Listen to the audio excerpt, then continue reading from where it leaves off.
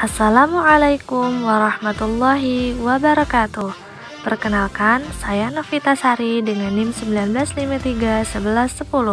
Pada kesempatan kali ini, saya akan menjelaskan materi tentang tanggung jawab, yaitu materi pada mata pelajaran Al-Quran Hadis kelas 11.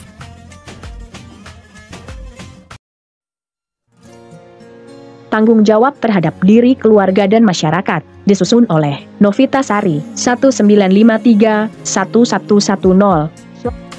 Tanggung jawab. Setiap manusia harus memiliki rasa tanggung jawab. Rasa tanggung jawab itu harus disesuaikan dengan apa yang telah dilakukan. Arti dari tanggung jawab menurut Kamus Bahasa Indonesia adalah keadaan wajib menanggung segala sesuatunya. Sehingga bertanggung jawab menurut Kamus Umum Bahasa Indonesia adalah berkewajiban memikul, menanggung segala sesuatunya, dan menanggung segala akibatnya. Makna tanggung jawab adalah kesadaran manusia akan tingkah laku atau perbuatan yang disengaja maupun yang tidak disengaja. Tanggung jawab juga berarti berbuat sebagai perwujudan kesadaran akan kewajiban. Tanggung jawab itu bersifat kodrati, artinya sudah menjadi bagian hidup dari manusia bahwa setiap manusia dibebani dengan tanggung jawab. Apabila dikaji, tanggung jawab itu adalah kewajiban yang harus dipikul sebagai akibat dari perbuatan yang dilakukan oleh seseorang. Tanggung jawab adalah ciri manusia yang beradab. Manusia merasa bertanggung jawab karena ia menyadari akibat baik atau buruk perbuatannya itu, dan menyadari pula bahwa pihak lain memerlukan pengadilan atau pengorbanan. Ayat tanggung jawab. Berikut ayat-ayat yang menjelaskan tentang tanggung jawab. At-Tahrim 66, ayat 6. Wahai orang-orang yang beriman, peliharalah dirimu dan keluargamu dari api neraka yang bahan bakarnya adalah manusia dan batu, penjaganya malaikat-malaikat yang kasar dan keras, yang tidak durhaka kepada Allah terhadap apa yang Dia perintahkan kepada mereka dan selalu mengerjakan apa yang diperintahkan. At-Tahrim 66, ayat 6. Penjelasan dari ayat di atas adalah setiap manusia yang mempercayai Allah dan Rasul-Nya, hendaknya mereka menjaga diri mereka dan keluarganya dari api neraka yang mana bahan bakarnya adalah manusia dan batu.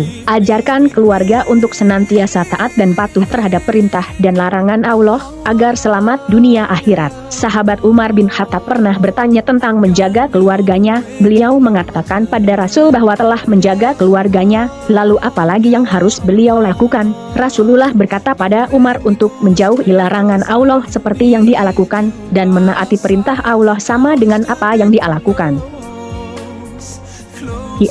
Taha 20, ayat 132.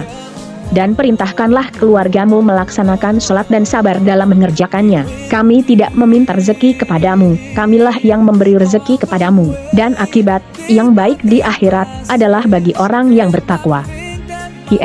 Taha 20, ayat 132.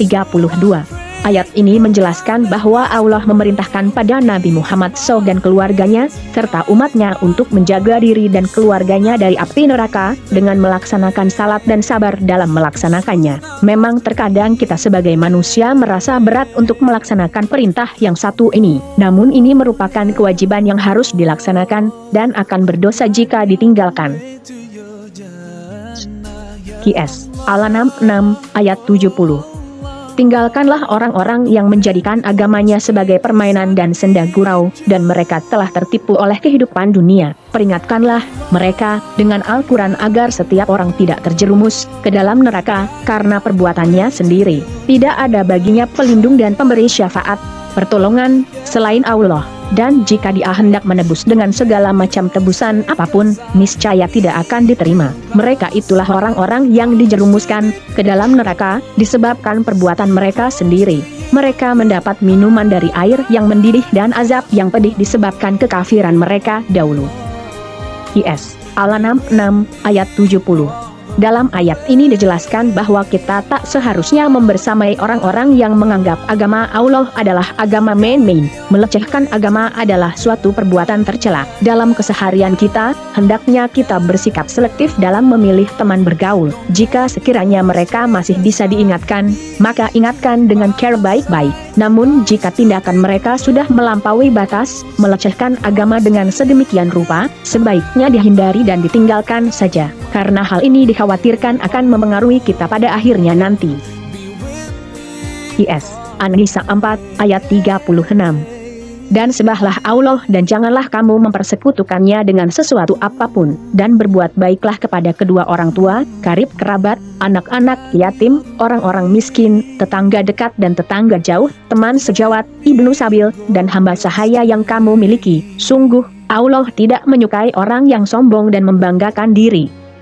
Qs. An-Nisa 4 ayat 36. Dalam ayat ini menjelaskan bahwa selain memperbaiki hubungan kepada Allah, kita juga harus memperbaiki hubungan terhadap manusia dan alam sekitar. Ayat ini memerintahkan kita untuk berbakti dan berbuat baik pada orang tua, lalu pada karib kerabat, membantu fakir miskin, dan menyantuni anak yatim.